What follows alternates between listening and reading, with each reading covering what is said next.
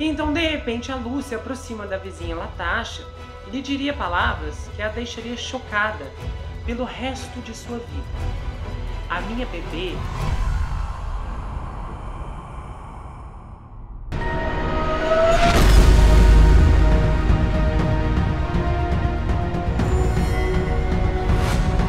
Ei pessoal, bem-vindos a esse canal, eu sou Gustavo Negreiro, seu psicanalista favorito, e hoje estamos em mais um caso da série Na Mira. Esse caso, ele tem uma reviravolta, mas inacreditável, e é uma das mais inacreditáveis que eu já vi em toda a minha vida, então se prepara, porque o seu queixo vai cair antes do meio desse episódio, se prepara. E você pode achar outras atrações na página inicial. Tem várias categorias, seções das séries, minisséries, que você pode achar sem o menor problema, tá bom? E nesse momento eu gostaria de agradecer a Márcia Sanches, que fez uma contribuição através do Valeu Demais, um mecanismo disponibilizado aqui pelo YouTube. E eu te agradeço muito, Márcia, e eu desejo que você possa colher de uma forma abundante, tá? E muito grande na sua vida toda essa gentileza que você está fazendo aqui para o canal, tá bom? E a gente vai começar esse caso agora. Uma mulher chamada Luzaida Cuevas, de 26 anos, apelidada de Luz, entrou em trabalho de parto em uma sexta-feira. E então seu terceiro filho estava nascendo, só que dessa vez era uma menina, Delimar Vera. A Delimar, ela veio ao mundo às 17h45 do dia 5 de dezembro de 1997 no Hospital University Temple. A prima do marido da Luz, a Carolyn Correia, também deu à luz 7 dias depois, às 14h33 do dia 12 de dezembro, em sua modesta casa de 4 quartos em Williamsburg, em um bairro operário da Filadélfia. O que acontece? A filha da Carolyn, a Angela, tinha 17 anos. E ela estava fora de casa naquele fim de semana em que a mãe estava entrando em trabalho de parto. E ela estava visitando seu pai. Então ela não estava lá no nascimento para ajudar. Mas um amigo da Carolyn foi ajudá-la. E a Angélica viu a sua mãe 2 dias depois, em 14 de dezembro. E disse que conheceu a sua recém-nascida irmã chamada Alinha. Nesse mesmo dia, a Carolyn visitou a Luz e bateu um papo com ela, conversaram e tal. E no dia seguinte, dia 15 de dezembro, ela voltou porque ela havia esquecido a sua bolsa em um andar de cima. Aí ela foi lá, pegou sua bolsa, desceu e foi para o lado de fora e pediu para que o marido da Luz, o Pedro, desse uma olhada no freio do seu carro. Bom, nisso, a Luz, que estava fazendo os serviços de casa lá embaixo, para tudo quando ouve o som que parece ser de uma explosão. Rapidamente ela percebe que é um incêndio e consegue tirar os 2 filhos de casa que estão em seu alcance. Jeremy Ferguson, que morava a 2 portas de distância na época, ouviu uma comoção. Aí ele saiu e viu um grande brilho laranja em um quarto no andar de cima da casa da Luz. E um vizinho gritou para ele: "O quarto do bebê está pegando fogo! O quarto do bebê está pegando fogo!" E nisso, por algum motivo, o vizinho disse ao Jeremy que os 2 filhos mais velhos da Luz e a bebê estavam sob os cuidados de sua avó. O vizinho, inclusive, achava que não tinha ninguém em casa. Porém, isso não era verdade. O Jeremy pegou uma mangueira de jardim, rastejou pelo telhado da varanda, quebrou as janelas fechadas do quarto e tentou apagar o fogo. Parecia que tinha uma parede de 5 chamas, que basicamente o alcançou. E ele sabia que não podia entrar lá. E apenas ele sentou e ficou borrifando a mangueira o máximo que pôde. Nesse ponto, ele já está ouvindo os gritos da Luz. "A minha bebê está lá dentro! A minha bebê está lá dentro! Alguém tem que apagar o fogo! Alguém tem que apagar o fogo!" E nessa mesma hora, o corpo de bombeiro chega. Só que o que aconteceu? A Luz, antes disso, ela já estava abrindo caminho através das chamas.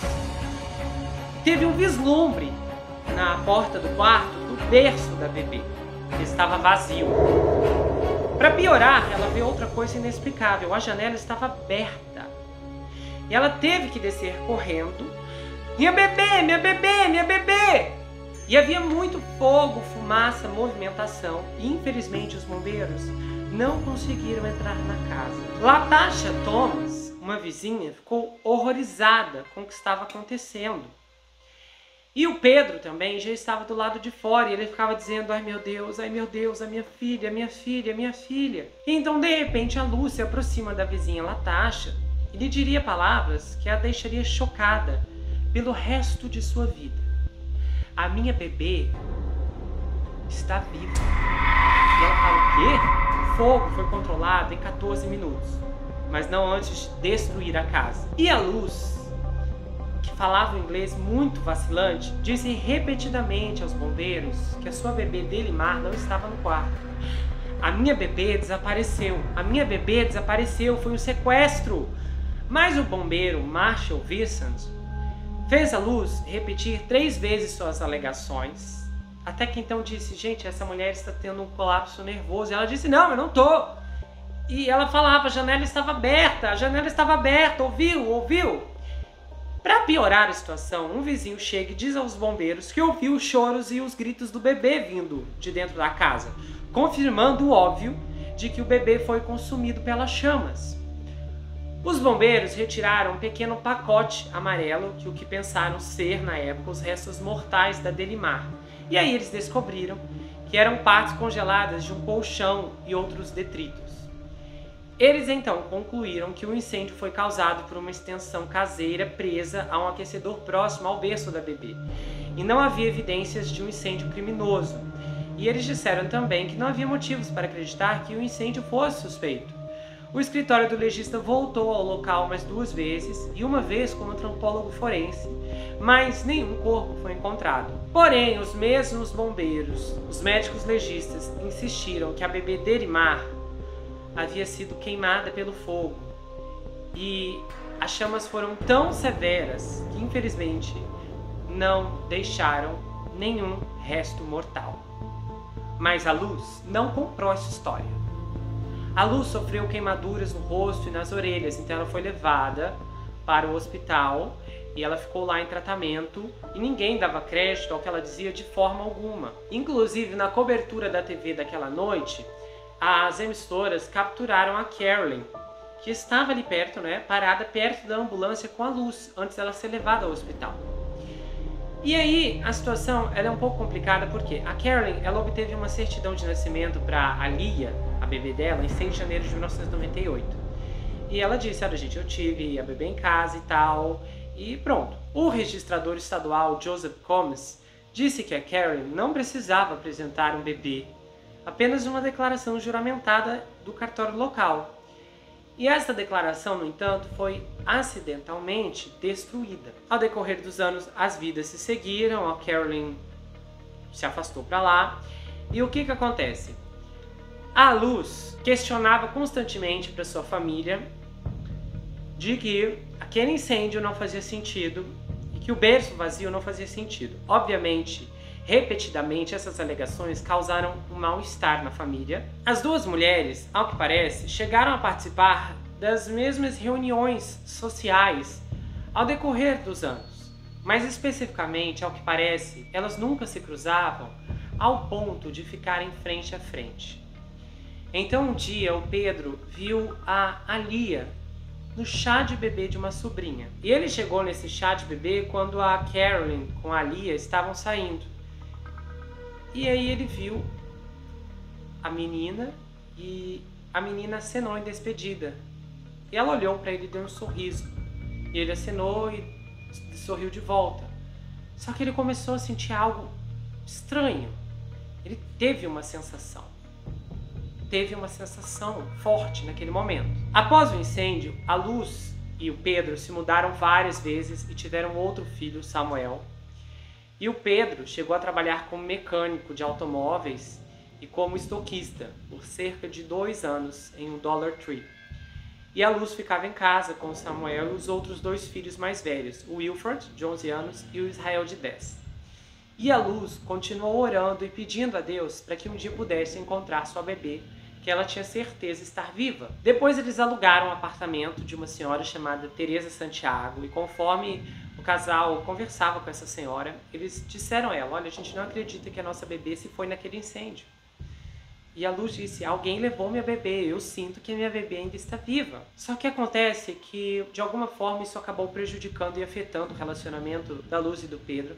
e eles se separaram em dezembro de 2002. E um dia o Pedro chegou, um colega de trabalho chamado Jesus Nevas, e ele disse: olha, minha bebê está viva, eu sinto que ela foi levada, e eu acho que sei quem fez isso. E ele chegou a dizer: eu suspeito que uma senhora próxima da família realizou o sequestro. E ele assustou o cara quando ele disse: eu acho que o incêndio foi forjado, foi armação para esse sequestro. E a Luz, de dezembro de 2000 a março de 2001, ela procurou aconselhamento na ABM, uma agência de serviços sociais, e ela chegou a pedir $500 para o Pedro para contratar um investigador particular para encontrar a Delimar.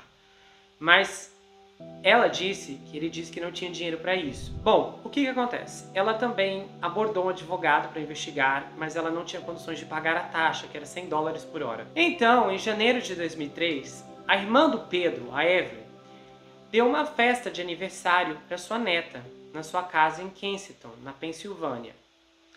E a Carolyn foi à festa porque ela e a Evelyn eram primas que cresceram como irmãs.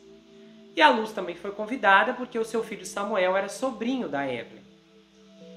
E aí, de repente, a Luz está lá na festa, ela vê as crianças brincando e tal. E ela então vê uma menina.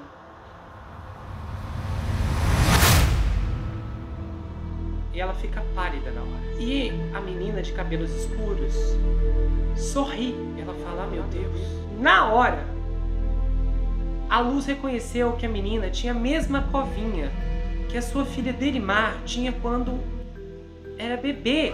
E ela disse: é a minha filha. É a minha filha. Chocada com a convicção implacável de que a menina era sua filha, a Luz decidiu agir, mesmo estando sem fôlego. Ela então chamou a menina e disse que tinha um chiclete no cabelo dela.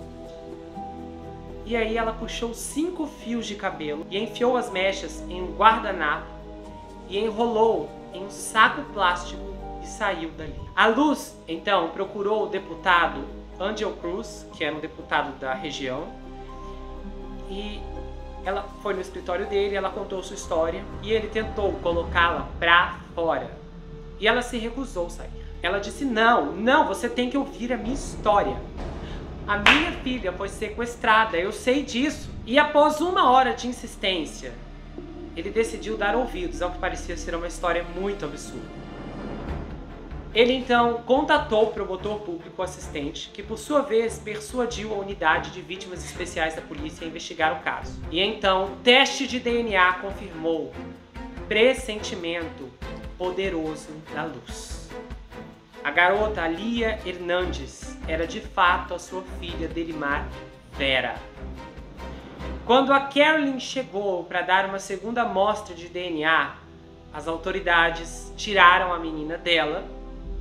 E naquele momento da separação, a Carolyn começou a gritar: adeus, filha, essa é a última vez que você vai ver a mamãe. E aí foi um escândalo para poder separar as duas. Porém, de forma inexplicável, ela não foi presa naquela hora.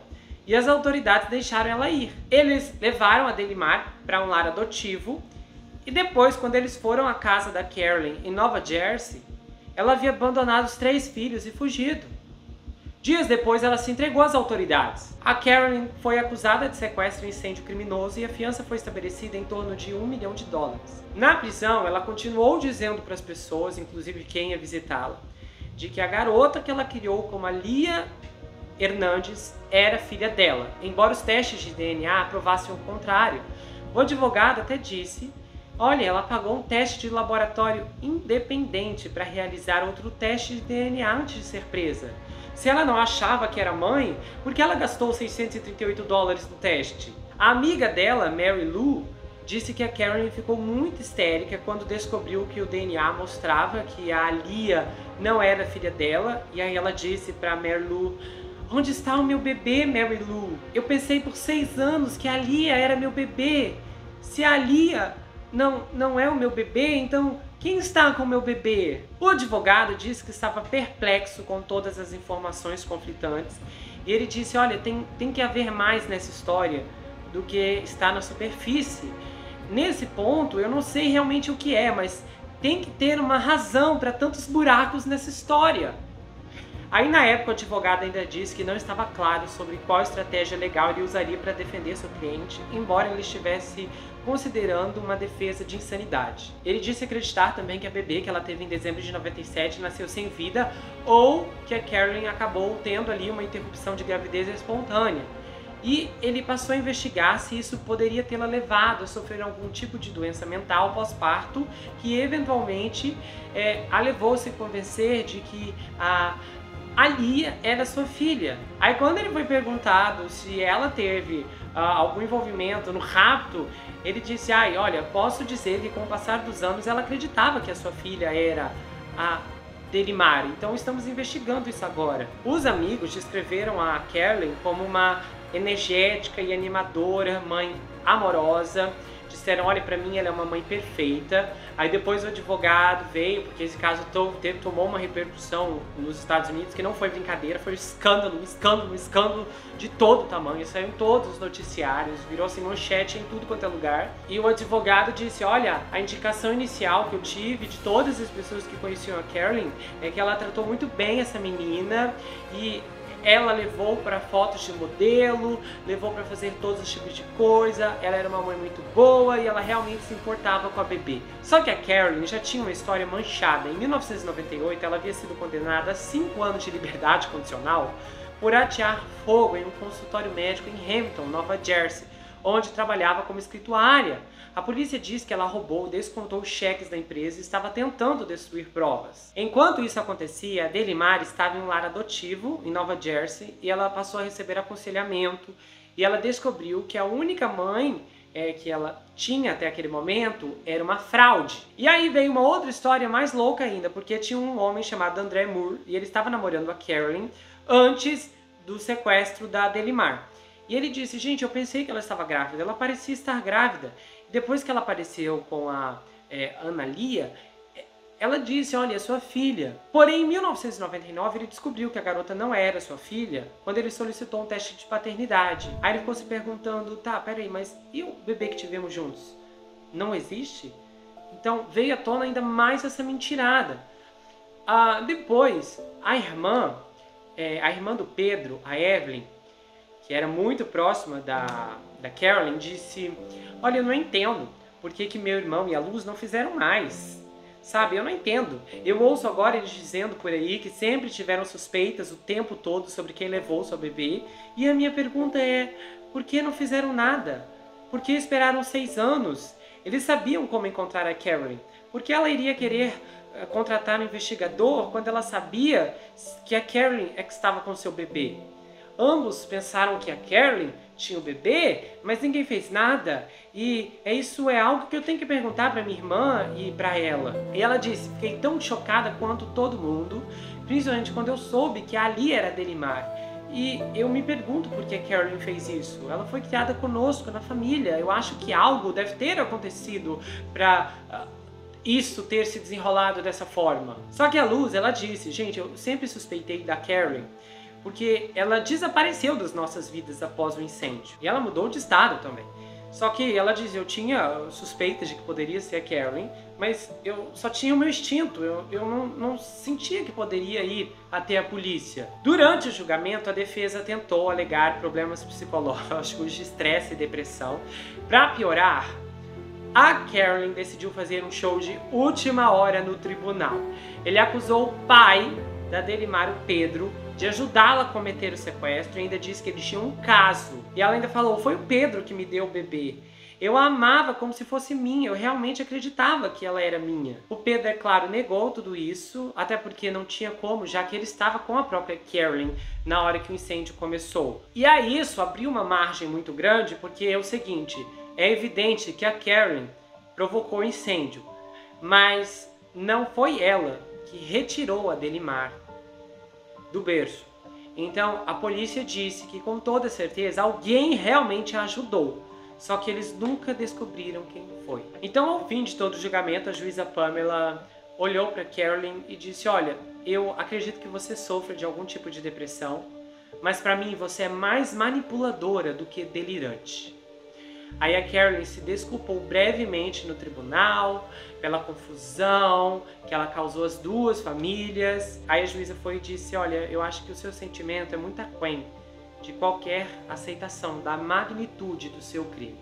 Você roubou muito de uma garotinha. Então a Carolyn foi condenada de 9 a 30 anos na prisão. As autoridades disseram posteriormente que o papel das pessoas próximas a Carolyn nessa história toda era confusa para eles, principalmente a família, porque eles falaram: olha, essa mulher nunca esteve grávida. Então, de repente, de um dia para o outro, ela surge com uma filha, porque a filha da Carolyn, lembra? A filha disse que 2 dias depois do parto, antes do sequestro, ela foi lá, ela viu a bebê e que depois, no caso daí quando ela sequestrou a Delimar, ela viu de novo a bebê e o rosto da bebê não mudou. Então já estava nítido que a filha estava mentindo, que ela não viu bebê nenhuma. E por mais que ela tenha aparentado estar grávida pro ex-namorado na época, que a encontrava uma vez ou outra, para a família que estava perto, a história não tinha cabimento. Então, obviamente, a polícia concluiu que simplesmente todo mundo sabia que aquele bebê ali não surgiu de dentro dela e ninguém quis fazer nada. Depois, a Carolyn deu uma entrevista para um jornal dizendo: não sou um monstro. Quando a Delimar conheceu formalmente sua verdadeira mãe, ela se escondeu debaixo de uma mesa e apareceu gritando: surpresa! E quando questionada pela Luz: você sabe quem eu sou? E ela disse: você é minha mãe. A Luz recebeu um abraço e um beijo da sua filha e a sentou em seu colo. Os serviços sociais americanos recomendaram que a reunificação da família fosse um processo lento. Psicólogos na hora se manifestaram dizendo: não, tem que pedir, tem que deixar que a Delimar continue vendo sua mãe sequestradora na cadeia, não entregue para a mãe verdadeira assim. E aí, as autoridades na época, os envolvidos no caso, o próprio governador, disse: não, que absurdo é esse? O governador decidiu, a própria ordem do governador falou: não, ela vai ser entregue assim que ela já passou pelo aconselhamento, devolva para sua família o mais rápido possível. E aí no final da noite de uma segunda-feira, a Delimar chegou à sua nova família. Ela estava vestindo um top azul com um capuz, uma calça rosa, e ela foi conduzida pela porta dos fundos para uma festa de boas-vindas que incluía seus 3 irmãos. O de 4 anos, o de 10 e o de 11. E ela disse para os repórteres: eu estou em minha verdadeira casa. E quando eles perguntaram como ela estava se sentindo, ela riu e disse: feliz. A Luz disse na época que por enquanto ela iria chamar a Delimar de Alia, mas que aos poucos iria apresentar o nome verdadeiro. Eu encontrei o Instagram da Delimar Vera, e é Delimar-Vera, então ela está usando o seu nome. Ela realmente aceitou a sua vida, a sua identidade real. Atualmente ela está casada e tem um filho, ela é uma moça super nova. Posteriormente, também em 2008, a história virou um filme do canal fechado Lifetime, Procura Obsessiva. Esse é o título no Brasil. Antes de eu dar alguns comentários, eu gostaria de falar essa questão assim do advogado. Realmente aquele... Eu ri, eu até na hora da pesquisa eu comecei a rir, aí a minha irmã estava perto e ela perguntou o que eu estava rindo. Porque quando o advogado começou a dizer: eu não entendo, tem alguma coisa mais nessa história, porque assim, é tão descarado isso aqui, aí o advogado inventa uma mentirinha deslavada, algo assim que não tem pé na cabeça. O Pedro, de repente, né, depois quando a história muda de novo, a própria Carolyn diz: o Pedro me entregou e eu acreditei que a filha era minha. Então tá, alguém me entrega um bebê que não veio de mim e eu acreditei que era minha. Gente, me poupe, né? Ninguém engole essa história. Realmente eu acho tão vergonhoso quando esses profissionais se sujeitam a esse tipo de coisa.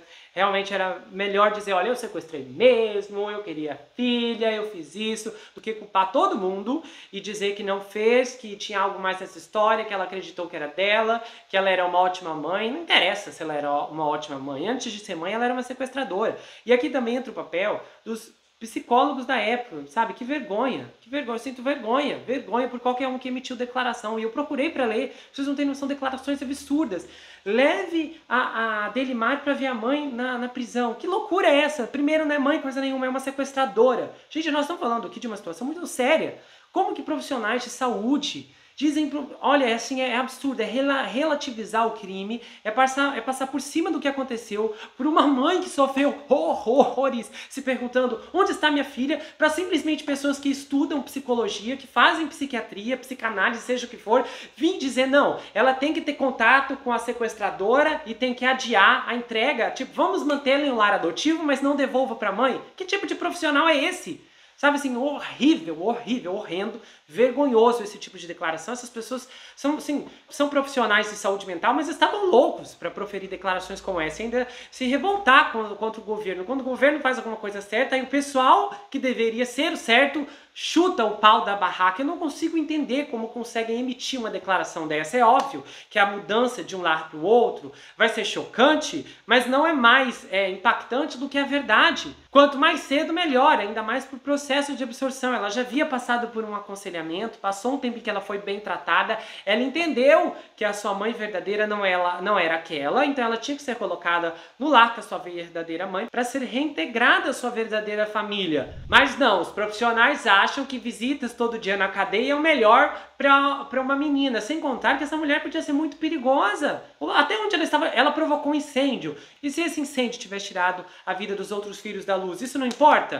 Nossa, é uma loucura isso. Eu vou falar uma coisa para vocês. Às vezes eu vejo os profissionais de saúde mental dando umas declarações assim que é revoltante, me noja, às vezes você tem ânsia de vômito, porque você se pergunta como que podem dizer isso? Não. E pior ainda é que tinha jornalista da época na mídia que estava endossando isso. Eles foram atrás de especialistas no Reino Unido. Olha, contrataram especialistas do Reino Unido para embasar os especialistas americanos. E aí eu vi os especialistas do Reino Unido, realmente, ela não pode ser devolvida à mãe agora, de uma hora para outra. Sabe que loucura? Se fosse seu filho sequestrado, se é o meu caso em que a minha filha foi sequestrada, eu quero que ela seja devolvida do dia para a noite. A integração dela, a explicação, a cabecinha dela, deixa que quem cuida sou eu, não vocês especialistas. É muito fácil emitir declarações como essa, onde você vai provocar mais sofrimento.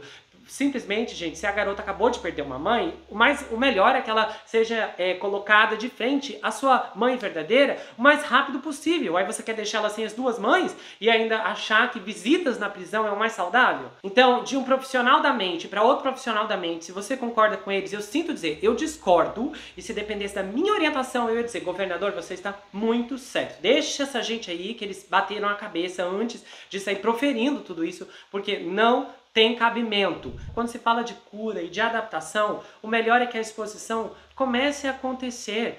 E até mesmo a própria Luz disse, olha, o nome dela, ainda vou chamá-la pelo nome que a mãe falsa deu nesse processo, mas até ela entender o nome verdadeiro, o jeito que trataram a Luz, era como se ela fosse assim, sabe, coitada, essa mulher pobre, acho que ela era latina, não vai saber ajudar a sua própria filha que foi sequestrada. Não tem cabimento esse tipo de declaração, eu não consigo entender como alguém diz isso, sabe? Que triste ver quando profissionais da área estão atuando contra, em vez de ajudar, sabe? Se esses profissionais tivessem aparecido e dito, olha gente, não, eu vou dar terapia grátis para as duas, vamos lá, reunião toda semana, para você entender, e não para simplesmente falar isso, governo, mantenha as duas afastadas. Loucura, loucura. Olha, a vontade aqui é processar todo mundo que saiu emitindo uma coisa como essa, porque é uma das coisas mais absurdas que eu já vi da parte de profissionais da área da saúde. Só falta dizer que essa gente testemunharia no tribunal, não prendam essa mãe sequestradora,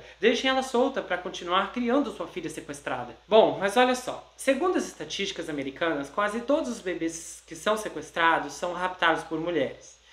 E nas últimas 5 décadas, ao analisar os sequestros, os especialistas descobriram que muitas sequestradoras não apenas usam táticas semelhantes para roubar bebês, incluindo a tática mais recorrente, que é se vestir de enfermeira, mas também quase todas as sequestradoras se encaixam em um perfil muito semelhante. Nos hospitais americanos, essa ameaça é tão latente que os hospitais agora possuem um código rosa, que é para praticar um treino que é uma tentativa de sequestro no hospital. E além também de que os pais são instruídos sobre como manter seus bebês seguros no hospital em suas aulas de pré-nascimento. Eu estava até pensando nisso ontem antes de gravar o vídeo, eu pensei que estresse deve ser você ir para o hospital, seja a mulher que está em trabalho de parto ou o próprio homem, e você ainda ficar apavorado com a ideia de que você tem que manter o olho no seu bebê o tempo todo, sem contar que isso infelizmente nem é 100% possível, e de pensar, não, será que vão sequestrar meu filho ou não? Sabe? Que absurdo. Mas infelizmente é esse o mundo que nós estamos vivendo. Ninguém está seguro nem na hora do parto. E muitas mulheres que roubam bebês e o fazem em uma tentativa desesperada, às vezes para manter um namorado, um marido que temem que possam deixar, pensam que se tiverem esse bebê, a união será fortalecida.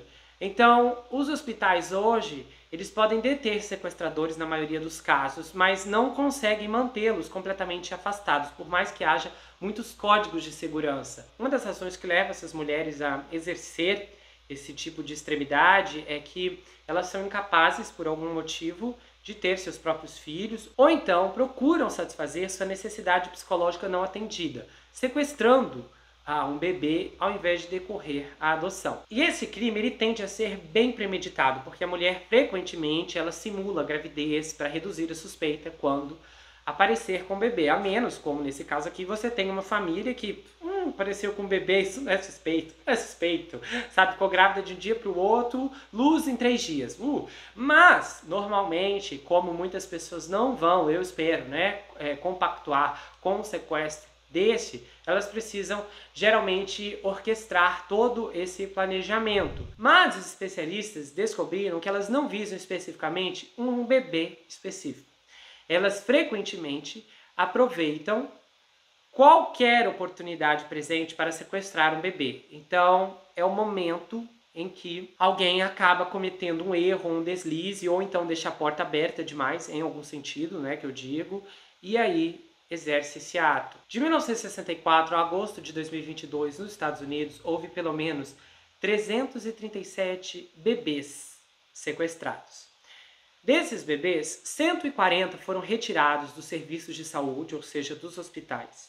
148 foram roubados dentro de casa, 49 foram sequestrados em outros locais e 16 ainda estão desaparecidos. Ou foram ceifados ou estão sendo criados como se fossem do sequestrador. Gente, é engraçada essa história porque a minha mãe, ela não podia engravidar. Ela tentou de tudo e não conseguia engravidar. E aí tinha 10 anos de casamento com meu pai e nada acontecia. E o que acontece? Minha mãe tinha uma amiga na época que era uma pessoa muito gentil e ela também era uma pessoa, assim, muito bacana, aberta, muito extrovertida, ela era uma amigona, assim, e era muito aventureira. Então você sabe que pessoas aventureiras às vezes têm muitas ideias e não calculam bem o que pode acontecer depois. E a minha mãe chegou num ponto extremo de tentar adotar. Ela queria adotar um bebê. E no caso, essa bebê que apareceu na época era filha de uma garota muito nova e a mulher tinha, no caso essa moça, tinha um prazo para poder mudar de ideia. Ela podia ficar com a bebê, minha mãe não ia pegar a bebê na hora, mas foi lá, conheceu. E aí haveria um prazo específico para mudar de ideia antes de entregar a bebê. E ela mudou de ideia e a minha mãe não fez essa adoção. E era um estado específico onde havia muito mais chances de adoção, então minha mãe foi para lá para tentar isso justamente. E quando elas estavam passando de carro numa praça e tinha uma mulher com um bebê no colo, e era uma bebê muito bonita e muito fofinha, muito linda, e essa amiga deu a ideia de sequestrar o bebê e falou: olha, vamos lá, eu pego o bebê e você dirige e, sabe, essa mãe, coitada, você vê e não tem condições de criar, e você cria como sua, e todo mundo vai ficar feliz, vai dar tudo certo, eu sei como registrar o seu nome, etc. E dessa ideia. E claro, minha mãe não aceitou, mas a amiga dela estava falando muito sério. Uma coisa que eu acho muito engraçada, porque ela falou ali porque ela se comoveu com o desespero da minha mãe, com o sofrimento. Eu já tive a oportunidade de conhecer pessoas que estavam tentando engravidar, ou pessoas que passaram pelo tapa de, infelizmente, ter consecutivas adoções frustradas. A gente sabe, aqui a adoção mesmo é uma coisa muito difícil no Brasil, é também nos Estados Unidos, aliás, acho que em qualquer lugar do mundo é muito difícil adotar, é impressionante isso. E claro, que tem muitas questões também, a gente não pode só culpar o governo, mas tinha aquilo ali, sabe? E imagina se alguém, de repente, tão inclinado ao desespero, que não consegue medir a loucura daquela decisão e de promover então um sequestro, de raptar. E minha mãe tinha tudo mesmo para raptar, ir embora do estado, ia partir, não era alguém que simplesmente ia mudar de cidade, como acontece, ia para bem longe dali, poderia estar criando uma bebê que não era dela. Logicamente, assim, milagrosamente, um mês depois, minha mãe acabou engravidando de mim e aí eu nasci, né, um ano depois. Foi um caso muito interessante na época, porque antes da minha mãe chegar, havia muitos bebês disponíveis para adoção. E quando a minha mãe chegou, todos esses bebês foram adotados. De repente, casais apareceram, queremos adotar, e então só restou essa bebê. Então, e é claro, né, gente, quem quer adotar normalmente já não quer escolher mais nada, não tem preferência por nada, só quer um bebê para chamar de seu. Então, e acabou que isso não deu certo. Quando você olha para uma história dessa, hoje eu fico pensando, vamos supor, se eu descobrisse que eu fosse sequestrado, eu não vou dizer para vocês que eu teria raiva da minha mãe se eu descobrisse que ela fosse uma sequestradora. Não. Lógico que assim, quando é uma circunstância onde, vamos supor o Sturp, de repente a vizinha viu o que estava acontecendo e sequestrou todo mundo. Aí isso pode ser uma outra história. Se aqueles menores, se os irmãos Turpin tivessem sido sequestrados quando eram pequenos, seria um sequestro abençoado. Mas não é o caso aqui. Normalmente, por mais que esses sequestradores tenham boas intenções, até onde nós ouvimos a Carole era uma boa mãe, as boas intenções e uma boa criação nunca vai superar o impacto do crime, que é muito grande. Nós estamos falando de uma mulher que por mais, mas ela teve 3 filhos, além da dele, Mari. E daí, isso não muda o fato. 10 filhos, a mãe vai continuar tendo um senso de carinho, de amor por todos eles. E além do mais, não importa a idade, o tempo de vida, a perda sempre vai ser difícil para os pais. Há um outro caso nos Estados Unidos, em que o sequestro veio à tona muito tarde, ou seja, não era uma menina de 5 anos, era uma menina de 18 anos que descobriu que a sua mãe era uma sequestradora. Então a situação ela é muito complicada porque ela mantém contato com a sequestradora que está na cadeia e a sua mãe biológica não consegue aceitar bem isso. E eu consigo entender claramente, eu entendo as duas circunstâncias, eu acho que é justo. A gente não pode minimizar porque alguém foi criado muito bem, foi amado, porque o sequestro aqui é muito grave. Gente, às vezes quando é bebê, quando é grande, não importa a idade, o tempo de vida, a perda sempre vai ser difícil para os pais. Então, às vezes as pessoas pensam, poxa, de repente o bebê perdeu a vida com 2 anos. Às vezes o indivíduo pensa, não vai sofrer tanto quanto alguém que perdeu alguém de 10 anos. Isso não é verdade. Existem casais que o casamento é destruído por causa de uma perda. Existe uma história muito triste aí de um bebê que ele saiu de casa sem ninguém ver, engatinhando, e tinha uma piscina. E ele se afogou na piscina. Era uma família linda, mas a mãe entrou em depressão, o pai virou alcoólatra, eles se divorciaram e está cada um para um canto destruído. Então, assim, há um impacto. Esses familiares que presenciaram isso, que viram a Carole com um bebê que surgiu da noite para o dia e nunca fizeram nada e simplesmente fizeram de conta que aquilo ali não era estranho, tem esse crime nas mãos. Esse tipo de mulher vai mostrar um contínuo comportamento compulsivo, na maioria das vezes dependendo de manipulação, mentiras e provocando decepção nas pessoas à sua volta. Porém, o maior destaque aqui é a mãe e a intuição dela. Intuição é a ideia de tomar decisões sem raciocínio analítico. Especialistas dizem que sentimentos intestinais são sinais do cérebro ao trato gastrointestinal e vice-versa. Antônio Damasio, neurocientista e professor da Universidade do Sul da Califórnia, acredita que as emoções desempenham um papel fundamental na tomada de decisões. A Luz, chamando a filha para poder tirar o chiclete do cabelo, foi genial e foi um pensamento muito rápido. Eu acho que ela pensou no que poderia fazer desde o primeiro dia.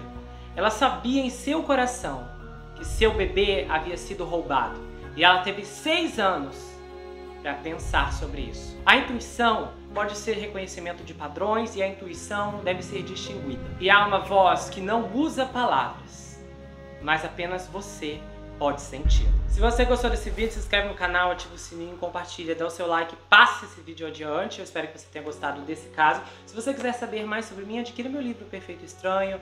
É um livro escrito em formato roteiro. Ele conta a história de um rapaz chamado Jack Wilbur que se envolve em uma incrível história quando ele começa a desconfiar que há maldições hereditárias que cercam a sua vida ao mesmo tempo em que ele tem quase certeza que o serial killer está escondido em sua própria casa. Esse livro tem mais reviravoltas do que você pode imaginar e só assim você vai descobrir lendo, ok?